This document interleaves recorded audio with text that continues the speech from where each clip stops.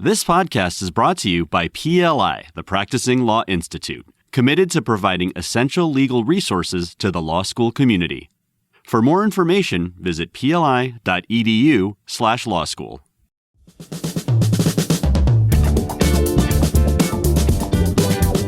Hello, everyone. I'm Anastasia Boyko, and I am the host of PLI's How to Navigate Law School podcast. How to Navigate Law School is your podcast guide to unlocking the hidden knowledge and practical skills needed to succeed in law school. We connect students with valuable insights from experienced professionals, decompress law school's unwritten rules, and create a supportive community empowering students to confidently create their future.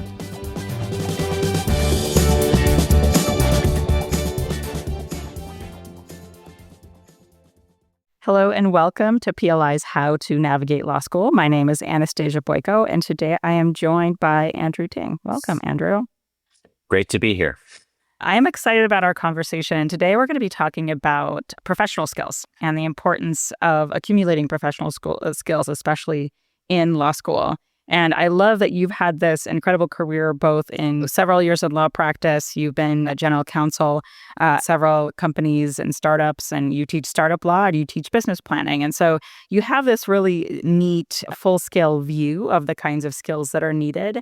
But I'd love to take a step back and walk through how it is that you saw the need for professional skills in all of those chapters of your professional career.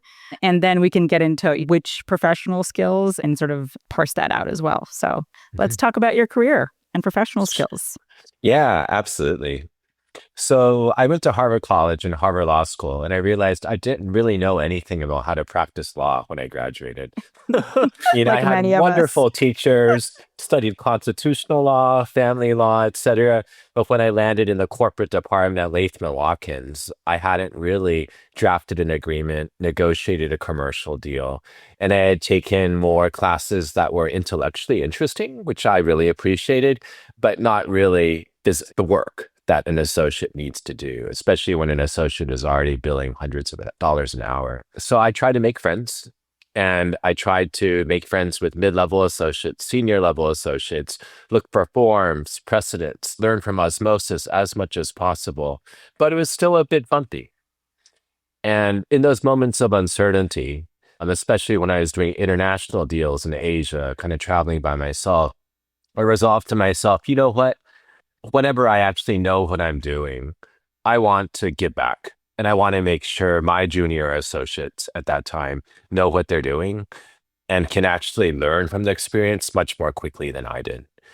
And later on, one of my friends actually Jeffrey Mans became a professor at George Washington University Law School, remembered me, thought for some reason, Andrew, I've always thought you would be a good teacher. And I got in through the adjunct program. So the last 8 years at GW Law School and the last 5 years at Georgetown Business School are how I've given back and tried to help the next generation of lawyers not have the same itching uncertainty, like, what am I doing? Imposter syndrome, so that they can actually contribute on day one of the job. Yeah, and that's so interesting, right? I feel like we oftentimes in the legal profession don't put as much of an emphasis on professional skills because we're so focused on these subject matter skills that we build in law school. And when we were putting together the Yale Leadership Program, we had so much feedback from people saying you must focus on professional skills. It is absolutely important. It doesn't just live in the business school curriculum. And I had a similar experience, right? Like I practiced law and big law. I went to startups. I went to the business side of organizations. And there is a whole host of skills that you need are very different. And so I'd love to talk a little bit more about your pivot from private practice to in-house practice, right? And the need for professional skills in that pivot. Sure. So I have been a lawyer for 21 years, the first 7 years at Latham & Watkins, the last 2/3 now in-house. The pivot from law firm to private practice was interesting. 7 years corporate, did M&A, capital markets, venture capital, financial regulation, a lot of intellectual property and technology transactions law, really kind of an omnivore. And that omnivore aspect of wanting to learn all different kinds of skills plus the fact that I built 2,700 hours in my last year as an associate Wow. with 2 little kids, said, you know what, I want to go in-house. Uh-huh. For me, the choice was between being a hired contract gun, come in and out when there's a time for a deal, right? Versus actually being closer to being a principal of the company, being really invested in the company, getting to know the business, right? And dare I say, being more than just a lawyer. And so in the last 14 years that I've become general counsel and now chief legal officer, I've led finance teams, accounting teams, compliance, government affairs, privacy, security, public relations, all different kinds of teams. And it's been a great leadership experience. And honestly, do any of the teams care about the legal skills that I have or the legal knowledge I have, especially when AI can now do like a decent first pass legal research job? No. The most important things are the professional skills, the soft skills, how you present, how you communicate, both in writing, verbally, how you lead teams, et cetera. And those are how you work in groups, team projects, which we don't do in law school, except for in my class. And so those are the skills that I try to instill in my students. Yeah, and it's interesting because I saw the exact same thing when I was overseeing recruiting and talent at Axiom, right? I had hundreds of Mm. lawyers across thousands of engagements. And when we were doing evaluations, it was much more important to evaluate how well the lawyers were able to communicate in those diverse Mhm. environments, and also what their commercial skills were like. Because it wasn't just good enough to answer the legal question. There are thousands of lawyers who can answer the legal Mhm. question at different price points if you're Mhm. engaging outside counsel. But really, can you integrate with the business? Can you communicate in the style and cadence that's required by your professional colleagues at the table? It's not enough to just say, yes, I know that the law is. They want you to help make a risk-based judgment about what to do based on what the law is. And that's Mhm. a very different adjustment. And I think for a lot of lawyers who go in-house, the idea is similar to the effects that you're feeling of, I'm working really hard, billing so many hours. I'd like to go into a business since I work with businesses. Maybe I'll have a different dynamic and have a little bit less billable pressure. But they're brand new things that come in from professional skills perspective, from a politics perspective. It's like, what do you say, when, and how Mhm. is Mhm. super important, because that can completely tank your point. It's not how good is the memo. It's Mhm. how do you deliver the message, and when do you deliver it, and who do you deliver it to? The medium is absolutely the message. And sometimes the most important skill is to be a chameleon and to develop a toolkit of different personas you need to deliver legal advice effectively. So, for example, how many times have I actually written a memo, like a good law school memo with blue books? I haven't even touched a blue book for 10 years, right? I've written maybe 2 or 3 page memos, and that's Yeah. fine.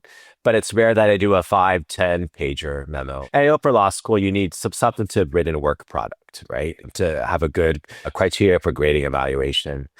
I usually deliver legal advice, like usually live in writing over Slack messages, email, sometimes over group text messages. I remember once I was in a company that had a lot of ex-military leadership, and they had a group text message with all the executive leaders. And they were contemplating making a change to operating procedures for in financial services, which actually really complicated. I remember Yeah. I was out on Saturday afternoon with my family, and the CEO asked me, "Hey, Andrew, we'd like to roll this out on Monday morning. Just wanted to check with you if it's any problem." And I could have easily written a 5, 10 page memo on it, called outside counsel, et cetera. All I did was put the crying face emoji. And then the CEO said, "Okay, got it. Sounds like we need to talk about it. Let's talk on Monday morning first." Great. And then I went back to my family. Being able to communicate, medium is the message. That's perfect. I love that so much. You're not going to put a memo into a Slack No, I message. couldn't. People I remember I don't. stared at it for like a minute and then I was like, you know what? Less is more. Yeah, no, but this is the chasm, right? We talk about the law school and the practice divide, but it's not just a divide, it's a true chasm. And Mhm. so as we now turn to sort of thinking about what kind of skills are necessary, I think it's important to highlight for students that when you look at what makes a really good lawyer, it's very different than what makes like a really good leader or a really good Mhm. manager, precisely because you're now going into an organization. I had a lot of pushback when we were talking about professional skills, especially from folks who were going to nonprofit roles or government roles. And my counterpoint was always, you're still going into an organization full of people, right? So being able to negotiate, being able to work on teams, being able to give and receive feedback. These are all the things that are going to be necessary, no matter what kind of organization that you go into.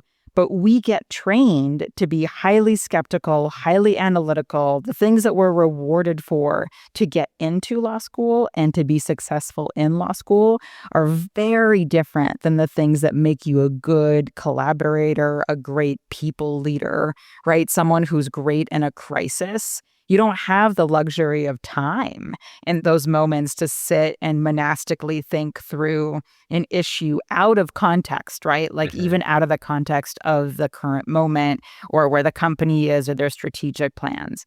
So let's get into the kinds of skills that you teach students both at the business school and at the law school.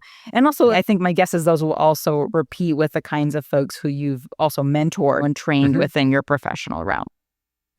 Yeah, great. So as you were just saying, one of the most important skills in a company, in a professional realm, is to be able to work in teams. In law school or most schools, you're graded on your individual effort, usually an exam, sometimes a paper that you control, 4 corners of the page, etc. Life doesn't work that way. Like your family, sometimes you can't choose your colleagues. As the French philosopher Jean-Paul Sartre said, hell is other people. And you just have to make it work. So both my business school and law school class have group projects, partly because you need to learn to work in teams, and also because it's more meaningful to have a bigger project. Like we actually start a company, a limited liability company, do the governing agreements, negotiate it, do joint ventures. In a law school class, too much for an individual, but great for a group, right? Yeah. And a lot of law school students get really uncomfortable. They feel like, hey, I'm doing all the work, or I don't want to do it this way. And I listen to them, empathize with them, but that is just real life. You have to figure out how to motivate your group, smooth things out, hold people accountable. And I do feel that the people who can't pull their weight in a group are going to be judged eventually in real life for that. The practical skills, I don't do an exams or paper in my law school class. I do group projects at different stages of company formation and company financing and a decision whether to enter a joint venture or not. They are 20 to 30 minute oral presentations and plus like a very practical written memo. I'm also a negotiation module where they have opportunity to actually switch sides from the side that they're representing and do a lot of role play because I firmly believe there are different levels of learning. Level 1 learning is you read the case book. Level 2 learning is you analyze it or do something active with it, right? Or create a memo. Level 3 is that you actually advocate for yourself against somebody else on that issue. And I think that makes it stick a bit better. So negotiation, client interviewing, I do my Dr. Jekyll, Mr. Hyde, or Mr. Jekyll, Dr. Hyde, and I play co-founders of a different startup with wildly different personal objectives and personalities and ask them to adapt. And how, as a lawyer, how can they actually jointly represent groups of people, groups of executives who have different agendas? Drafting, we go through a limited liability company operating agreement, pull it down from not endorsed, but practical law, Thomson Reuters product. And it's a 100-page form operating agreement. And they have to figure out what are all the brackets? Do I need all the brackets? When I listen to the meandering interview with the founders, how do I take their personal objectives and their power plays and put it in the document, right? And customize it, really make our own. The stuff that AI can't really do, at least yet, like take an interview and make it really sing, like in terms of the actual documents you have. Presentation skills, you better engage folks because dang it, talking about the IRS rules are super boring. So memes are encouraged. And part of being an effective lawyer is being able to influence and have actually people want to listen to you, whether it's be using emojis or whatever, all fair game as long as the legal advice sinks in. And being able to just think on your feet too, right? Yeah. Be questioned. There's pros and cons to the Socratic method. I think it's really important to have psychological safety in a classroom where people are comfortable speaking up and being themselves. And by the time I get my students, mostly 3Ls, it takes a couple of weeks until they get comfortable.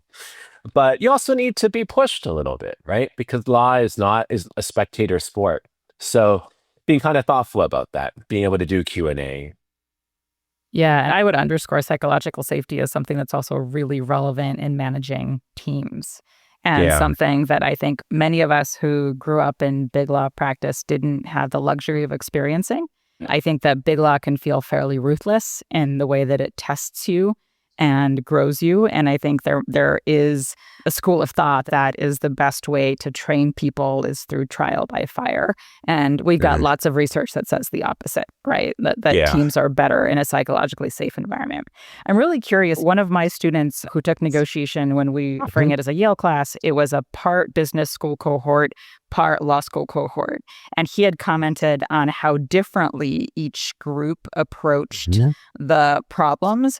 And I wonder if you could talk a little bit about that, having dealt with both business school students and law school students. Like, what do you think the differences are in the way that they problem solve and negotiate or take on another professional skill? Great question. I do negotiation both in my business school startup law class and in my George Washington University Law School business planning class. And the business school folks, I love all my students, like all their All the levels. same. They're all- Disclaimer, disclaimer. But the business school folks generally have a more holistic view, right? The legal folks want to debate technicalities, while the business school folks are a bit more creative. They think Yeah. beyond the box. Of just the law is like a means, not an end in and of itself. I think the business school folks generally understand that. I think, but it is great over the course of the semester for my law school students to realize that they can have opinions on business issues too. And in fact, those opinions are sometimes equally or more important than their just legal analysis, which is kind of just the first step that you assume a lawyer has when they take to the table. And then they start seeing things back and forth. Oddly enough, I find my law school students get out of control more than my business school students emotionally. They seem to be a little, I think they probably are used to having the limiter on. So when they can go all out, they get their faces flushed. They raise their voice instead of like, dude, calm down. Uh-huh. Yeah. But it's Yeah. good. And I think that honestly, the way you negotiate is you get in the room and you have to practice that continuously. And I talk to them about how I serve my clients, the CEOs. When we go into an important negotiation, I role play the other side and they hate it. They absolutely hate it because I will say the things that shouldn't be said, the weak points, etc. But better they do it with me than in the real life. And I think similarly for students, having that negotiation experience, like, oh my God, that was a really good point. What can I do? And then they think on their feet and they go for it, right? Yeah. And So, I love the point about judgment. I actually think one of the best things about law school and legal training is that ability to have really sound judgment. And people go to you for that. That's really what your clients want from you. If you look at the Mhm. surveys, like they want you to make a judgment call for them in light of all of the factors that exist, including the law, right? But lawyers are really good at making judgment calls because they've had to analyze all of these different policy issues. They've had to look at cases and see where things go wrong, right? Like we have the benefit of context and the Sure. benefit of seeing a lot of different perspectives. And so we should lean into our judgment versus what I think happens in the profession is this fear towards sharing opinion because we're supposed to be unbiased. But really, your experience is what allows you to know better, right? Like your ability to see all of the different transactions that you saw allows you to get better at that. And I think we saw that. I'm glad that you pointed out practical law. I used to work at practical law as my first startup. Mhm. And it was That's right. so Yeah. fascinating, right? Because we were giving know-how and that we were trying to explain to folks how to manage these transactions, but you were also trying to be neutral. And so there's just always this push and pull of you should know what market is and what generally happens. It doesn't mean that you have to always do it that way, but people should understand what the general judgment is of a particular practice area. And that's what people come to you for oftentimes. Yeah, absolutely. And to my knowledge, Thomson Reuters is not sponsored for this podcast, but I use the practical law materials Same. as my curriculum materials with Yeah. permission for my Georgetown Business School class. They are fabulous. Some of the annotated forms are great for the law school class. But on judgment, I think with the advent of AI tools, especially legal research, legal knowledge, like my business school students can kind of get up to speed on things very quickly, right? And it really is judgment. So what is judgment? Judgment is experience and learning from mistakes, right? It's being a general counselor as opposed to a general counsel. And it goes into those general professional skills, soft skills, the enduring skills that adapt to different situations. I remember 2 or 3 years after I went in-house, I was sitting with my friend who came from one of the top 10 New York City big law firms, right? And we talked to each other and said, hey, how much of your time do you actually spend doing legal work? She's like, 10%? 20%? Yeah, it sounds about right. So what do you do for the rest of the time? You just sit around? No, you're actually just listening to business issues in a context with a legal perspective, sometimes not a legal perspective, and applying judgment, right? And that's how I've been able to branch out as a chief legal officer, lead my finance team, accounting team, stuff that is not in my text because I've developed judgment. I made a lot of mistakes, but learned from them along the way. Yeah, and that's so true, right? Like I think we oftentimes will categorize it as a risk mitigation, but really it is sound advice. And every single department, whether you have depth as a financial officer or not, benefits from that kind of sound advice. I'd love to talk more about emotional intelligence, right? So I spent a lot of time reflecting on that piece of our profession. It is oftentimes dubbed a soft skill. I think it's one of the hardest things to cultivate. It's one of the hardest things to hone. And understanding how to work with people starts with understanding yourself, right? And understanding, to your point, as your students were role playing, like some of that emotional regulation, going into situations that you can't predict and now needing to manage a lot of personalities. So let's talk about emotional intelligence and how you've helped people who you've managed, mentored, and taught in the academic context develop some EQ. The martial artist Bruce Lee once said, all knowledge is self-knowledge, right? And so one of the reasons I'm tickled to be on your podcast because you exemplify that, right, through your authenticity and your emotional expression. It's something that I aspire to do, despite all the internet trolls out there that plague both you and me until they're blocked. But that's another story for another time. And for better or for worse, I went to Harvard College, Harvard Law School. There are many stars that shine brighter than me intellectually, but damn it, I'm a real person. I know what I feel, and I'm pretty good at observing people and just connecting to them. Because as a lawyer giving advice, you have to know what to say. That's the technical part, the knowledge part. But you also have to know how to deliver the advice in a way that connects with people and actually influence their action. And that is the emotional intelligence, right? I think it's situational, it's contextual. You have to be a bit of a chameleon depending on the culture of the company, the organization, the subculture of who you're speaking with, et cetera. I remember, for example, I was tasked to deliver financial services compliance training to a group of salespeople, really hard charging 80 to 90 salespeople. Yeah. They didn't want to be there. It was like 30 minutes. I said, look, I started the training by saying, look, I'm a lawyer. If I say a word that's 4 syllables or more, stop me and I will give you money. I took out my wallet in 30 minutes. And then I didn't. I used very simple words. And everybody listened and they took the test at the end of the training. And then I think like everybody passed all the questions. They're like, that guy, he doesn't act like a lawyer. Great. Perfect. Great. Emotional intelligence, knowing your audience too. And a lot of it comes with yourself. Knowing, am I in a good mood or a bad mood today? Especially because how you show up does influence other people on your team.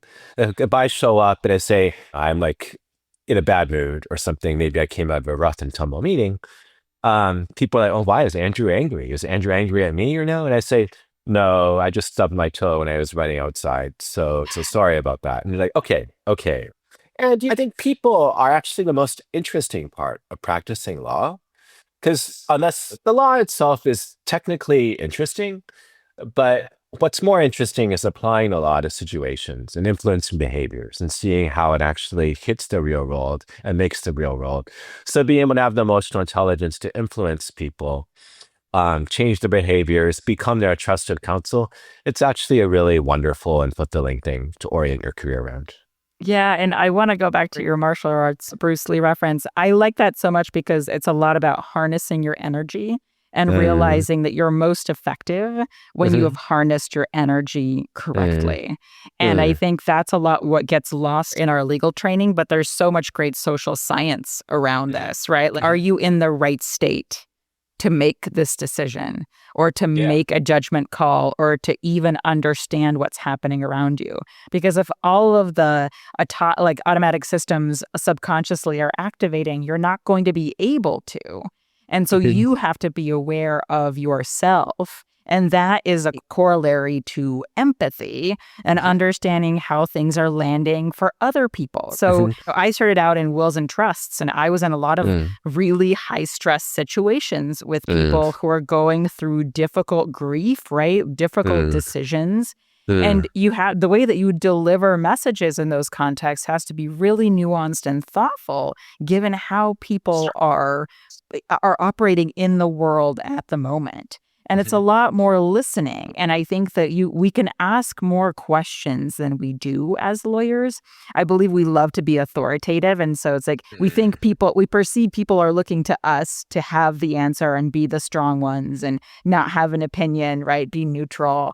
But really, you can share news with people or share a perspective or what the law is with folks and ask them how that feels. Or here's mhm, an update. Like to your point, as you work with your students and they're working with different mhm, founders, you don't really understand how someone thinks about something unless you ask and find out. So mhm, we're not telepathic. Emotional intelligence isn't about developing telepathy.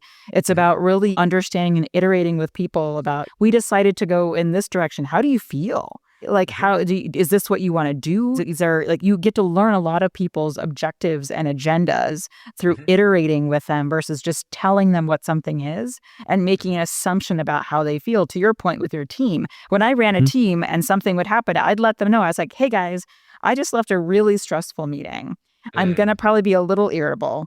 It's mm, not about you. Please don't take it mm, personally, but give me mm, about a half an hour to mm, process and figure out next steps. And then I'm mhm. available for any questions that you Oh, have. it's great. Right. Great. It's so important to let people know where you are, but also Mhm, find out where they are because mhm, we spend our entire lives, I think, understanding ourselves and we read lots of philosophers to that mm, end. And if it takes an entire lifetime to understand mhm, yourself, right, or understand your family who you spend a lot of time with, mhm. imagine how much more depth you need to get to with your clients who you see in short moments and Yeah, maybe in their most masked selves. yeah, Right. yeah. And they're stressed talking to a lawyer. And Of course they absolutely, are. when in my law school classes too, I role play a co-founder named Albert Wise, who's a scientist, not a lot of liquid assets, kids, mortgage, 50,000 in savings, going to put it all into the startup, right? Really Yeah. worried about limited liability, getting wiped out for his capital contributions, et cetera. And initially, in the first few presentations, my students sometimes rate it like a technical third party law firm memo, where their presentations really they're not talking to the client at all. They're just talking about the legal issues. Then I give them the feedback that, hey, like I'm sitting right here, right? And then over the course of the semester, their advice becomes a lot more tailored to each person's personal priorities and perspectives. And they actually say, I wish your business does really well, as opposed to just getting into the drama and the fiction stuff that makes people actually really happy as clients. So I think that just really resonates with me, what you said. Yeah. And we as lawyers have these really valuable keys to a very complex system. And your Mm, point is correct, right? Our clients are often coming to us at points of inflection. They're very mm, stressed. Something's mm, happening to their business, something's happening to their family, mhm, right? Like their livelihoods are at risk. They are on edge. And so it's so fundamentally important not only to play, like I think we do role play professionalism to some extent in the way that we show up and being very cool mm, and graceful and calm, but the humanity piece of it and acknowledging for them, like, this must be hard, right? mhm, Whether you're sitting with that expressly or not, it's a tense, challenging situation. So I'm sure that you're feeling that in some way. And I want you to know that I am here to understand that and help be by your side as we navigate it together. A simple affirmation around something difficult that's happening can go a long way with your client, even if they're the CEO of a global company, right? They're still human. And they're still going to feel on some level the tension in which both of you are engaging to resolve, right? And that is so important to teach law students. But first, they have to also understand that for themselves. Like, how would that feel for you, right? If you're in that kind of situation? And how do a lot of these circumstances through law school and your summer associateships in the beginning of your career feel for you so that you can begin to develop that kind of empathy with others? Yeah. You are intimidating. I'm intimidating. Lawyers are intimidating. Yeah. When you're a junior lawyer, you feel intimidated, much less to your clients who have no idea on the wills and trusts or estates how to deal with this stuff. And maybe that happens once or twice in their lifetime. They're in this situation. While for you, it's every day. And it does take effort, as you said, to just take a deep breath, right? Take the time not just to start billing your hours, to say, how are you? Like, really, how are you doing? And build a relationship. I often think that I think of my relationship as bank accounts, emotional bank accounts, in which I need to make about 5 times as many deposits before I need to make a withdrawal. Say, I'm helping you, you like me, we hang out, etc. Before I said, I'm sorry, it's actually much more complicated. So it's going to take some time to work through these issues, or you can't do that. But we have another option for you, but you can't do that. Yeah. And just being able to build that relationship over time is something that everybody needs to learn. Young lawyers, law students, me, right? Because we often have an urge just to put in our RBF, dive in and fix the problem, but it takes some time to warm up. Yeah, and it's every client is different. I gave the wills and trust example, but then I pivoted to corporate tax. I had hedge fund managers who were absolute kings of the realm, right? Folks who were making huge moves and really successful, but who at the same time were going through challenges at home, whether it was a sick parent or a sick child or a relationship Divorce. challenge, right? Like all of those things impact how they make decisions. And so developing that relationship with your client only helps you give better advice, but also cultivates trust, right? We talk about I think there's a real fraying in the relationship between lawyers and their clients, and there's a lot of studies around this, and a lot of it has to do with this relationship building, is that many lawyers don't necessarily take the time, maybe they don't think it's appropriate, right, to ask their clients about the other factors going on in their lives, or maybe even the dynamics with their colleagues within their organizations, is what our clients come to us for, right? They come to us for counsel, and to come to us for counsel, they need to trust us. Just like when I go to a close friend, I go to them for counsel because I trust them to care and understand all of the different things that are happening in my life, in addition to my professional life. I think the best training for me personally, now becoming a chief legal officer, was when I worked the IT help desk for 15 hours a week for 3 years at Harvard College. I went to Harvard Business School. And I was abused. A lot of the people there were not most of them were very nice. Some of them were not very nice. And I made a promise to myself I would treat everybody nicely. But customer service is actually more core to the legal profession than what's in your head, right? That is the professional skill that will get you success. Being responsive, building credibility early when they sit down and they're giving Andrew your broken laptop and you want to blame him. So, dude, I just got it. I'm trying to figure out what's going on your side, right?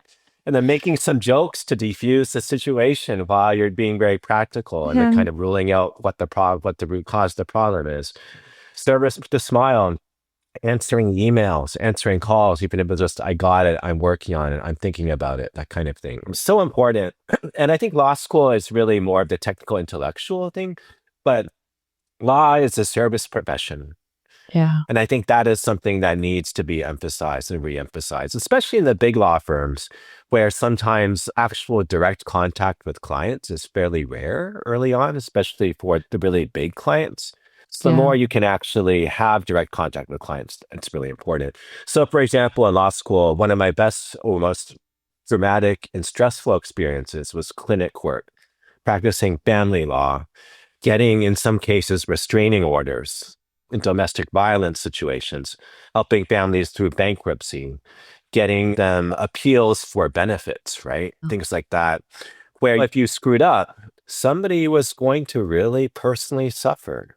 And being able to learn how to emotionally connect with people in those situations was really important. So it makes corporate work easy in comparison. Yeah, it does. And I also had a similar TRO clinic experience. And I think it's easy to lose sight of this stuff when you go into a big firm. To your point, you're further away from the client. And this is where it's super important to ask really good questions during your interviews and see if the lawyers you're talking to share your values, especially if your values are around client service. I feel like you and I could talk for probably another hour, but I want to make sure that we wrap up on time. And as my final question, I'd love to know what advice you have for your former law school self.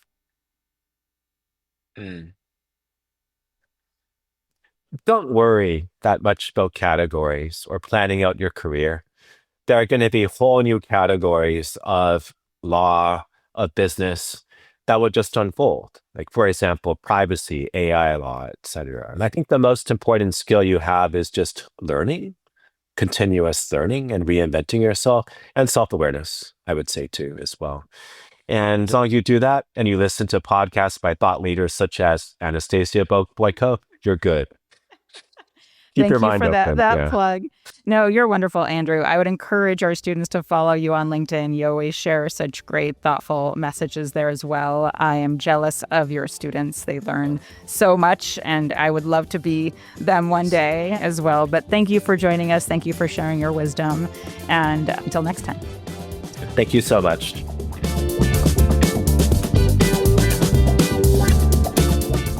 Thanks for listening to How to Navigate Law School, the podcast dedicated to guiding you through the hidden rules and practical skills essential for success in law school. For additional resources, visit PLI's Law School Hub at pli.edu/law school. Please note that the views and opinions expressed during this podcast represent those of the individuals being interviewed and not necessarily those of PLI. PLI is a nonprofit learning organization dedicated to keeping attorneys and other professionals at the forefront of knowledge and expertise.